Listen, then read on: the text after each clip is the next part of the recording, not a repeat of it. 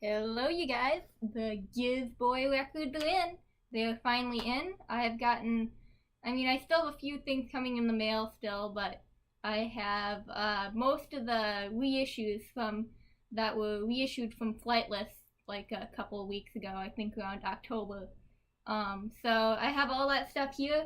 I just bought actually another record from a secondhand store just yesterday. So that was another thing that I did. So basically what the stuff I'm going to show you will be, it'll be all the Flightless reissues that I have so far, which is most of them with the exception of, I think, the EP. And I also have two other records that I'll show you. And that'll be it. So it's not a huge vinyl haul, but I did get some really cool things. And a lot of them are records that I've listened to pretty consistently, so I'll have some more to say about them, I think. So we'll just get started with just some extra stuff. Not the vinyls quite yet. So I've never gotten mail officially from Flightless, but this is their package. And I absolutely love it. I mean, I've seen pictures of it on Facebook everywhere. But I just love how they have their own special little thing. They have like a little elephant there. They have what looks like a man right there with that like bending something, and obviously there's don't step in the package, obviously. Fragile the little ostrich right there, just looking off in the distance.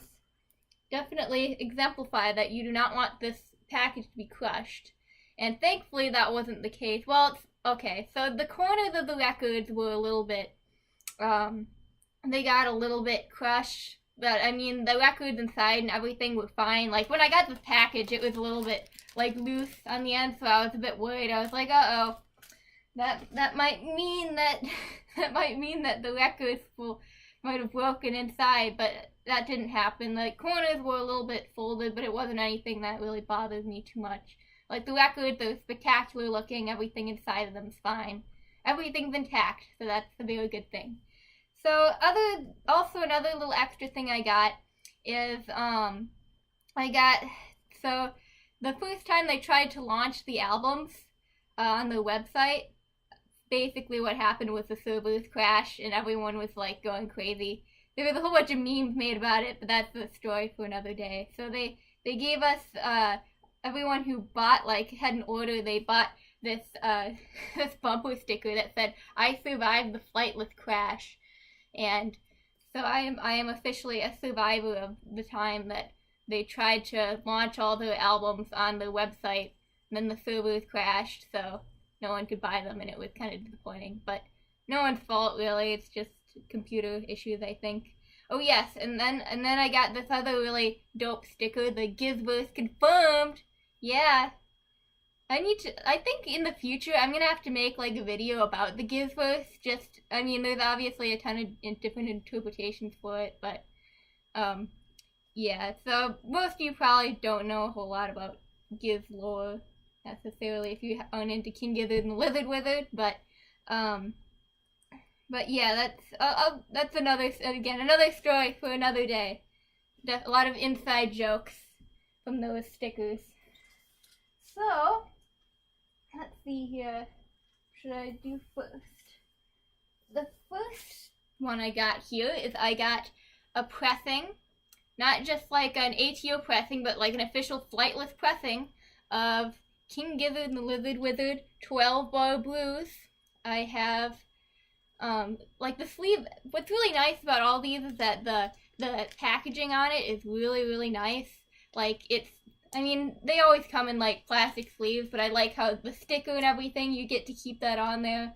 And it basically shows on the front here on the sticker like how many of the original like copies they had of this record. And this one had only about like 500 of them, and that was probably back in the day when Eric was selling these in pizza boxes, so there wasn't very many of them.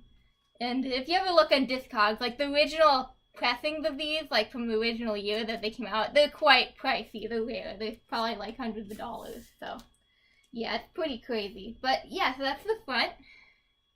And as you can see, it's the cover is a little bit different on the reissues. Instead of this lizard guy, just kind of, I think the sword is like it's like up like this in the original one, but in this one it's actually, he's holding it up high and he's like, yeah, look at my sword, dude.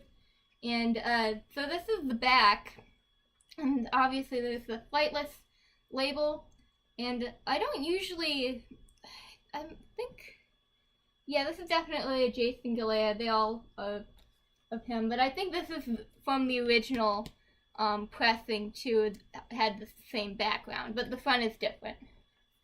So I could open up this bad boy. There's a little Flightless record catalog, and here's the inner sleeve right here. It has all of the songs, all the drawings, all the good stuff. And there's the little lizard guys. They look like they're laughing at the band members, just chilling behind this weird shack thing. And yeah, so so that's pretty much it for this inner part. And if you check it out, yeah, look at that. I haven't had a pressing like really nice like this, except for maybe a couple of Polygon Dwanaland ones. So I'm always taking these out and looking at them constantly, so they're quite eye candy. But yeah, so this is the 12 bar blues. I got a really special edition where it's basically splattered this purple and green, my two favorite colors, all over, and it's clear. So that is my 12 bar blues pressing right there. So I won't have difficulties sticking it back in.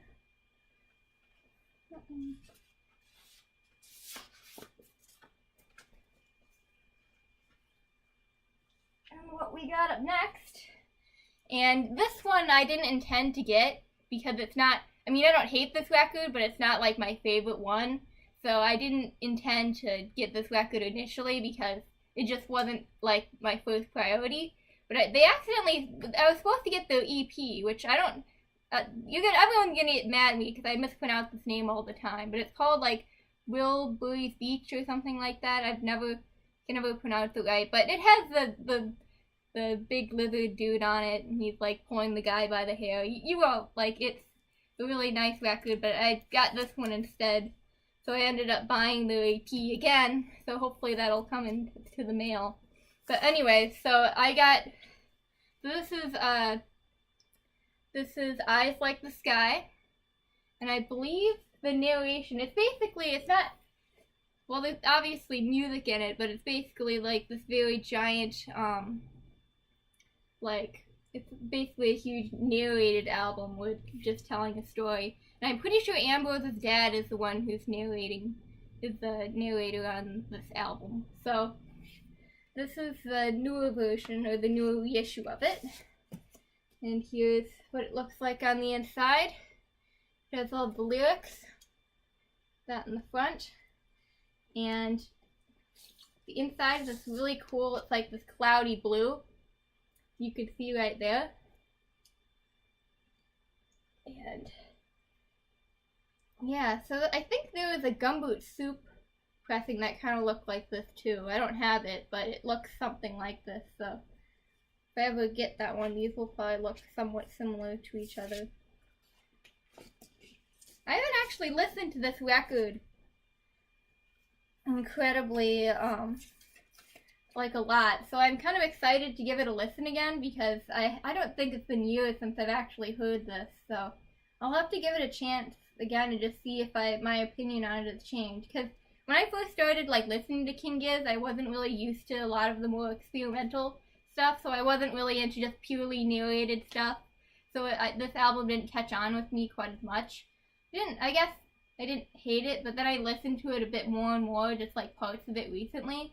And I think my opinions have changed on it, or in that kind of style that this is, a little bit more. Like, I'm definitely more open to different kinds of stuff like this, and I'm expanding my genres of music and different kinds of records. So hopefully my taste will change, and I'll just have to see if this clicks with me a bit more than when I was younger and listened to this the first time. So, next we got the very sought after Float Along, Fill Your Lungs. And this album, like, sold out almost immediately after a couple of days online on the Flightless website. And it's pretty rare. Like, the original pressings of these, like, go for hundreds of dollars, so there's no way I'm ever buying one, like, from the original year. But this is a really amazing album. I think this is one of the more, the first, like, really popular album that kind of made them more mainstream. And probably my favorite song on here, I mean, it's a hard choice, they're all amazing, but maybe, like, probably the Ambrose song, I'm Not a Man Unless I Have a Woman. That one's, like, a great jam. They're all, like, spectacular, but I especially like that song. So, as you can see, I don't know if I should unfold this or not. Oh, well. I'll try. Okay, so, so here's the big poster of the band on the front, and on the back they got a pair of, like, lungs that have King Gizzard and Wizard on the top. It's a really cool little poster. And then, insert looks like this. The band just jamming out. And this has to be maybe my favorite looking vinyl. If you can see that, it's almost like it stands out into, like, this flowery shape, and it's this really cool green color. And I really like how mine turned out, especially. It's just, it probably look really cool on the turntable, because when you spin it around, you'll kind of see those colors flash. So I'm definitely excited to play this one, and hopefully everything will all sound good when I put it in the turntable finally. So that's Float Along and Fill Your Lungs. Hopefully I can get that in. So next up, my final Gizz reissue that I have so far is Ottomans. Ottomans is, I think, kind of their reject song record, is what they kind of consider it to be. So it was kind of just all their reject songs from, like, 12 Bar Blues and the EP and everything like that, from what I've heard. And to be honest, I know a lot of people, like, I know some people don't really like this album quite as much, but I honestly really love it. This was one of my first Gizz albums that I listened to, and I don't know, it's just, there's so many bangers on it. Obviously the songs are kind of mixed up. They aren't, like, there isn't, like, a flow to the album really, but, like, all the songs are really good songs. Like, I always found them to be just bangers, and they were all very memorable and well done. So I really actually quite love this album. It's one of my favorites. So this one's actually a gatefold. This is the new art that was added to the pressing. And as you can see, it's just basically the same style as the front, just an addition to it. And it looks amazing, so hats off to the Jason Galea that has done the art for all the covers all these years. He always, like, he never ceases to amaze me in just how he does all of these. So here's the inside, like all the other ones, just the lyrics and everything. And I think in every one of these too, there's a little bit of a statement on here that I'm not going to read it out right now because it'll take forever because they're all kind of long, but in all these records right here, they have statements of just the story of, like, how it was made and what it was for. And so that's definitely really cool. So let me show you this record. This one's also a really cool one. So as you can see, it's like this split, like, black and white color with, like, this blue spread all over it. And yeah, this one's pretty cool. This one might be, like, my second favorite after the after Float Along, Fill Your Lungs, just because of just how, like, basically how contrasted those colors are. It turned out really nice. So that is my Gizz reissues. This one's really hard to get in. Okay. I'm just gonna leave that. So yeah, those are my Gizz reissues. So I have two other LPs left to show you. So one of them I actually got like yesterday, and then the other one I got a while back from, I think, on Discogs. So I finally got my hands on a copy. I don't know how well it's gonna play because it has a scratch and I think the second side of it, but I have a copy of the Piper of the Gates of Dawn, originally, like the original year that the record came out, I believe, from Tower Records. So there's the back of it. And it's pretty old, it's pretty flimsy, but I was able to get this, just order this online because I saw one for a somewhat decent price. And thankfully the cover is in pretty good condition. And everything looks okay, other than the scratch in the back of it. But, like, the front, I think actually side 2 is fine. I think side 1 has, like, a kind of a nick on one part of it, if you can see that or not. So I'll just have to see how it sounds, and maybe if it really doesn't work out, I can always like buy a better one in the future. But I think this will work out for now. I really like this record, and I haven't listened to it a lot recently, but I definitely have been listening to some of Syd Barrett's work pretty recently too. Not all of it was necessarily from this record. I think I was listening to some of his other stuff, like his other 2 records that came out. And, but yeah, I should probably give this a listen again. And probably one of my favorite songs on this might be, like, Lucifer Sam, or The Gnome. That one's a pretty awesome song. Even if you're not like a Floyd fan, but you're into, like, psychedelic rock, you have to listen to this record. It's, like, it's a very classic piece of work in the history of psychedelia, and in Pink Floyd's discography, obviously, too. So, the final record that I have is a Fats Domino record. And, to be honest, I haven't listened to a lot of his work, but I kind of, just his, not just the name, but just his music and everything, I checked out a while back, and there wasn't really a whole lot of stuff offered online, so I just found this in the second-hand store like a couple days ago. I think it was yesterday, and I just was like, I should probably just try this out. So it was maybe like $6 or $5, and I have not been able to find a lot of his music anywhere else, so it would be nice if I could start out and listen to a bit more jazz, because I'm starting to warm up to it a little bit more in my recent months. So this is what the front of the record and the back of the record look like. It's just obviously on black vinyl. It's pretty old. And, so yeah, so I guess I kind of became into Fats Domino. I listened to some, as I said before, I listened to some of his stuff, and apparently he's kind of a pioneer of like rock and roll, and I believe he's in the Rock and Roll Hall of Fame as well, but he's supposedly kind of an underrated character in the world of that, in the rock scene. So kind of, I wouldn't call him like an outsider musician or anything like that, but he was definitely an important figure in it that maybe not as many people know about.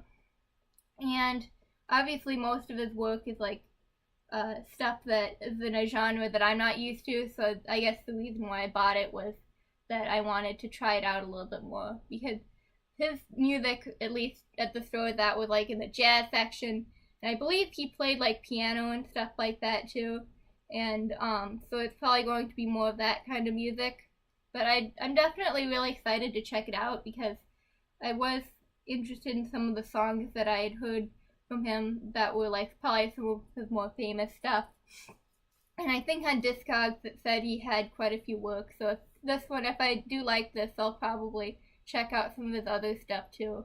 And I'll probably have to buy it by hard copy, because I seem to be coming up with nothing whenever I try to find him. So yeah, so that's basically all I have, and I don't know when I'm going to do this again. It'll probably not be here. It'll probably be back at my house in Wisconsin, where there'll be all of my,